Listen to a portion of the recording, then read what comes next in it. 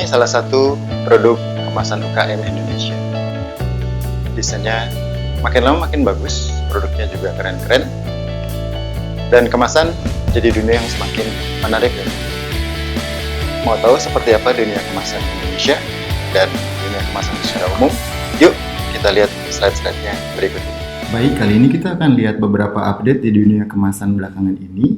Ada apa aja? Apa sih yang menarik dari dunia kemasan khususnya di Indonesia saat ini, dan apa yang bisa kita lihat dari semua ini? Oke, kita mulai dari step yang pertama.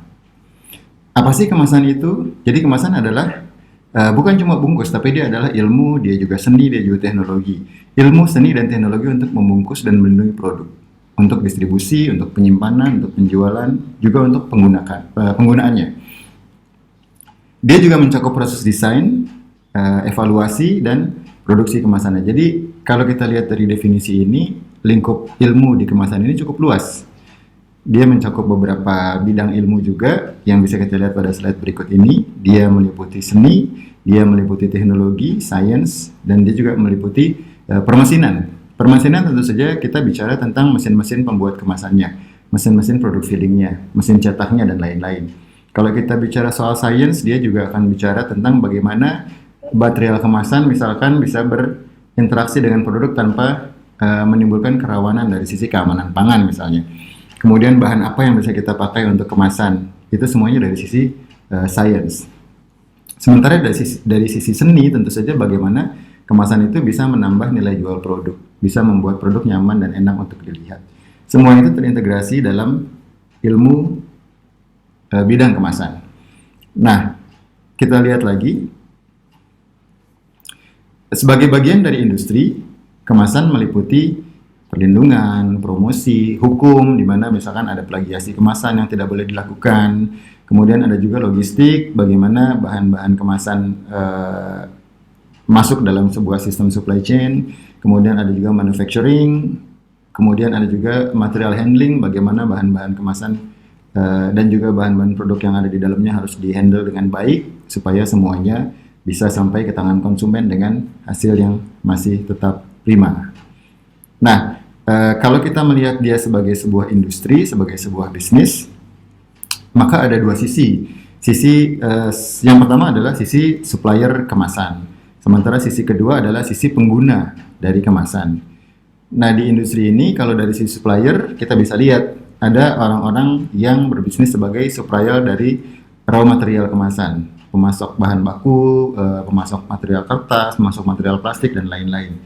Kemudian ada juga industri yang dikenal sebagai converter. Converter ini adalah pihak yang mengconvert, yang mengubah bahan baku menjadi kemasan. Misalnya kemasan kaleng, mereka mengambil materialnya berupa logam lembaran, kemudian diproses hingga jadi kaleng yang siap untuk mengemas produk. Gelas atau plastik botol juga begitu. Mereka mengabsorb raw materialnya berupa biji plastik, kemudian dikonvert menjadi botol, dikonvert menjadi jar, dan lain-lain. Itu namanya converter, orang yang mengkonvert raw material menjadi kemasan yang siap digunakan. Kemudian dari sisi mesin juga ada orang-orang yang berbisnis di membuat dan menjual mesin-mesin untuk kemasan. Mesin untuk membuat kemasan karton, mesin untuk pengaplikasian tanggal kadaluarsa misalkan, dan macam-macam mesin lagi, termasuk filling machine untuk produknya.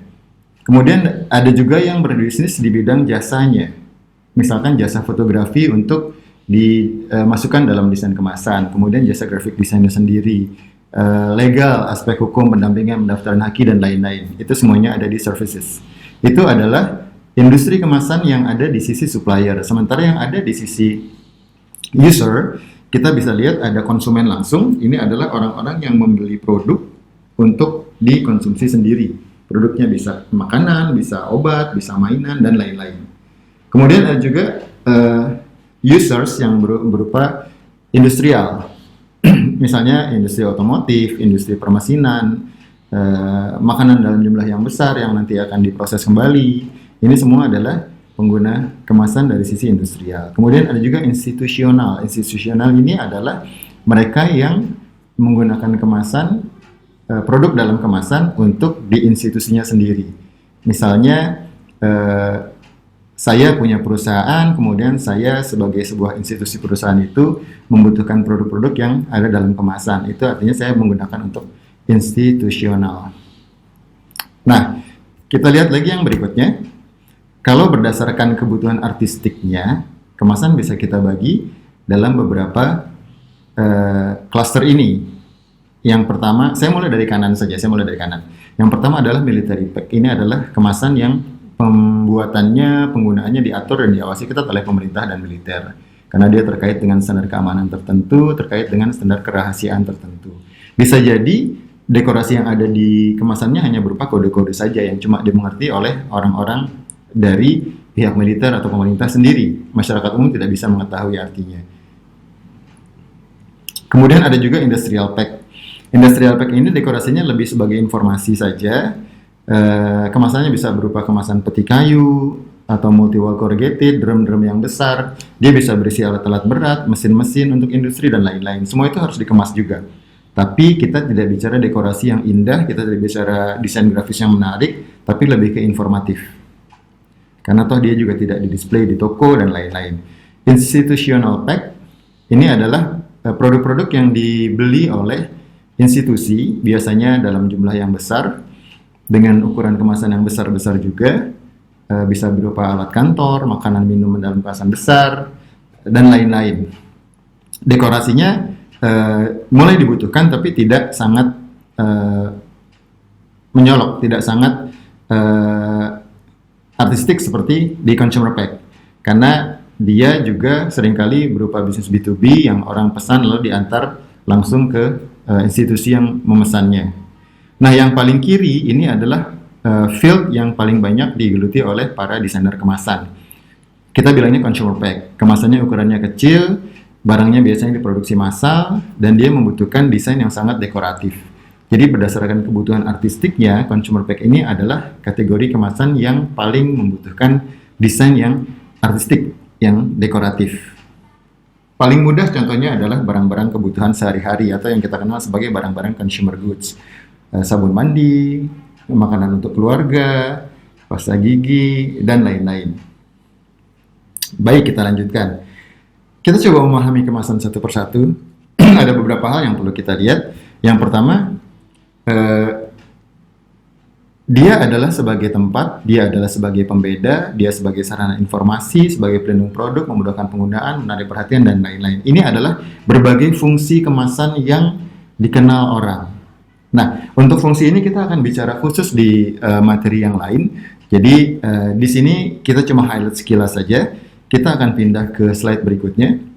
Kalau kita bicara soal karakter dibandingkan dengan desain yang lain, desain kemasan adalah desain 3 dimensi.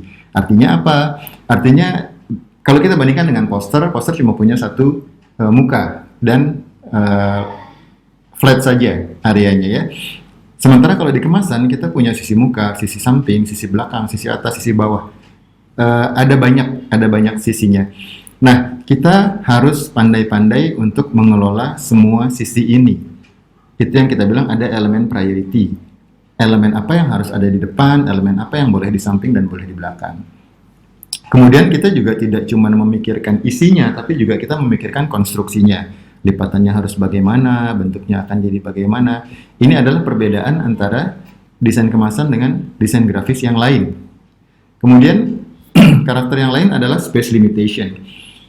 Contohnya kalau kita punya range produk seperti ini yang sangat banyak, sangat lebar range produknya, kita bisa lihat ada label kemasan yang segini besarnya, tapi ada juga label kemasan yang segini kecilnya. Dan di antara kedua perbedaan area ini, kemasan-kemasan ini tetap memiliki elemen yang kurang lebih sama. Nah, ini adalah tantangan bagi kita yang membuat desain kemasan, bahwa kita harus mampu membuat desain yang baik ketika dia ada di area yang besar, tapi juga tetap baik ketika dia harus diimplementasikan ke area yang sekecil ini. Nah, tips saat kita punya project seperti ini adalah jangan coba dari yang paling besar, karena ini yang paling mudah, tapi cobalah dari yang paling kecil. Kalau yang di tempat area kecil seperti ini kita bisa menemukan desain dan komposisi yang nyaman, yang enak untuk dilihat, kemungkinan kita akan jauh lebih mudah untuk bisa membuat komposisi yang baik juga di area-area yang lebih besar. Sebaliknya kalau kita mulai dari yang lebih besar terlebih dahulu, di sini bagus desainnya, tapi ketika kita implementasikan ke desain label yang ukurannya jauh lebih kecil, mungkin kita akan punya kesulitan di situ. Ya, baik. Kita lanjutkan perjalanan kita.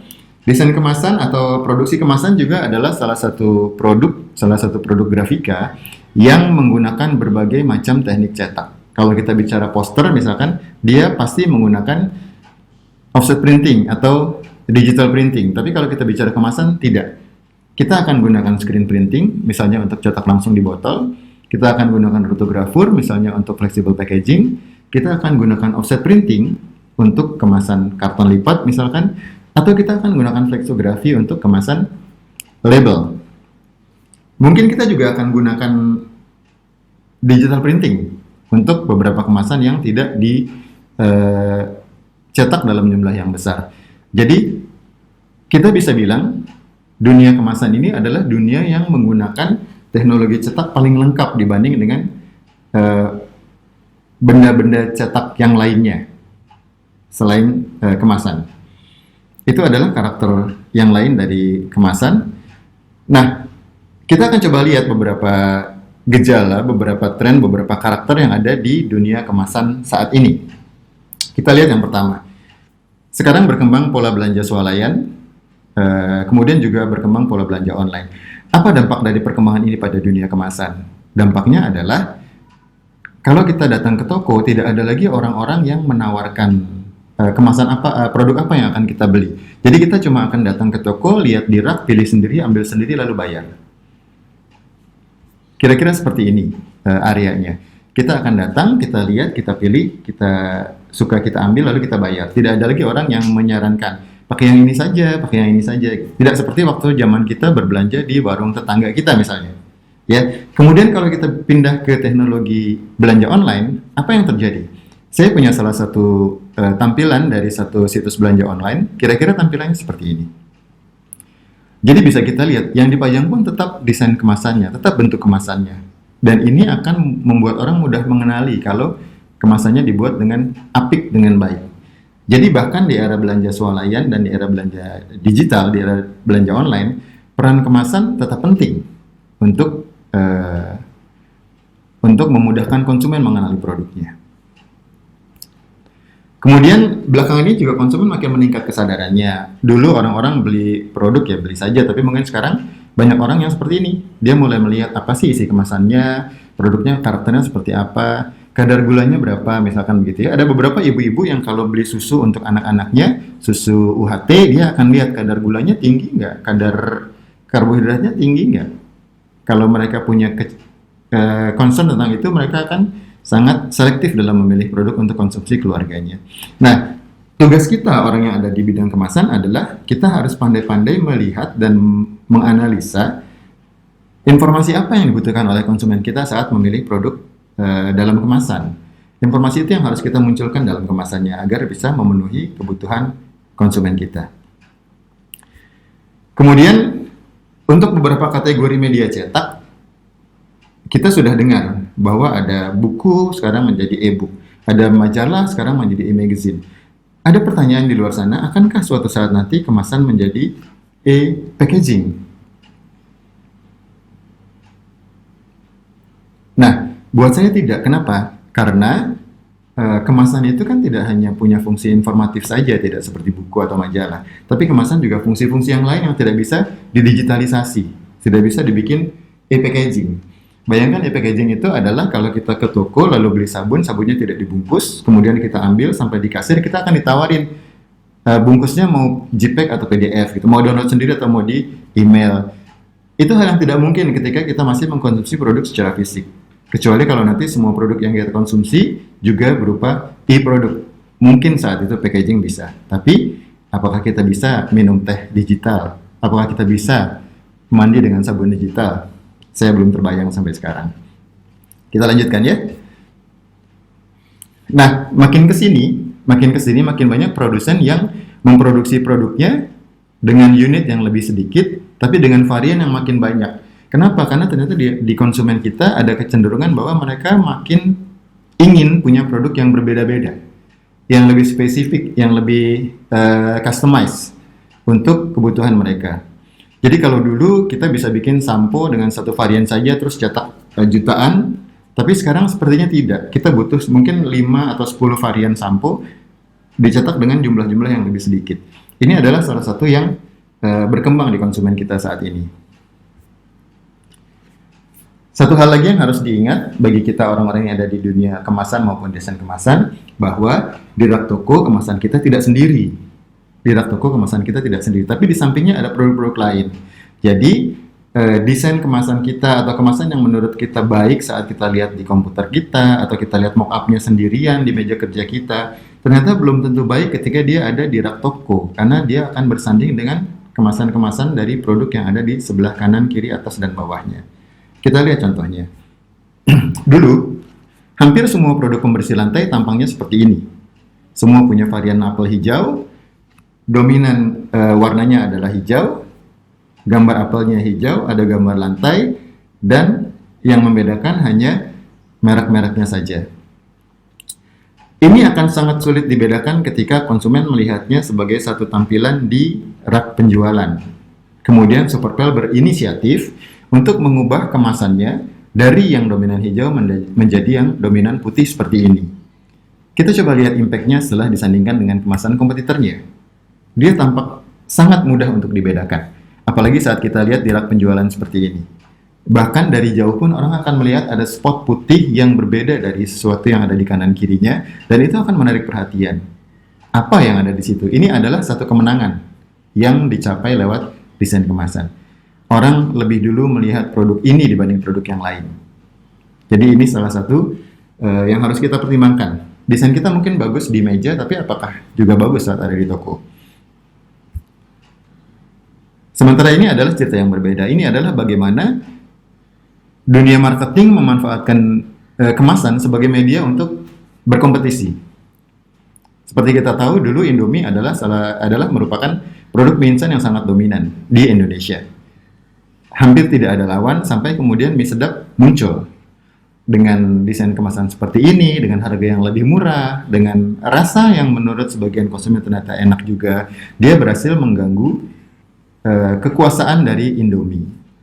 Kemudian karena Indomie tidak terjun untuk head to head, maka dia kemudian memanfaatkan brand lain, Supermie, yang juga punya dari milik perusahaan yang sama. Kemudian disandingkan dengan mie sedap dengan brand Supermie sedap, sehingga orang akan melihat persaingan lebih pada dua brand ini dibandingkan dengan Indomie. Ini adalah strategi marketing, strategi pemasaran yang diimplementasikan lewat memanfaatkan desain pada kemasan. Jadi ini peran yang berbeda lagi dari sebuah desain kemasan yang bisa kita lihat di pasaran.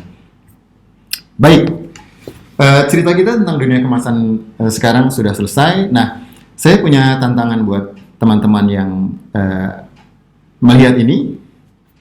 Kalau melihat kemasan seperti ini, coba ceritakan apa masalah yang ada dengan kemasan ini. Menurut kalian ini bagus atau tidak? Apa yang kurang? Apa yang harus diperbaiki? Dan apa masalah yang akan dihadapi konsumen jika menemukan kemasan seperti ini? Boleh dibuat di selembar kertas dengan coret-coretan, ceritakan apa yang menarik untuk diceritakan dari kemasan ini. Satu lagi juga dengan kemasan ini. Lihat kemasannya, bayangkan kalian sebagai konsumen, kemudian ceritakan apa yang bisa berpotensi menjadi masalah ketika konsumen melihat kemasan seperti ini. Baiknya di mana, kurang baiknya di mana, dan apa yang bisa diimprove dari kemasan seperti ini. Oke, itu cerita kita kali ini. Ditunggu hasil analisis kalian dalam waktu 1 minggu ke depan. Silahkan kalian posting. Kita ketemu lagi di materi-materi berikutnya. Terima kasih. Assalamualaikum warahmatullahi wabarakatuh.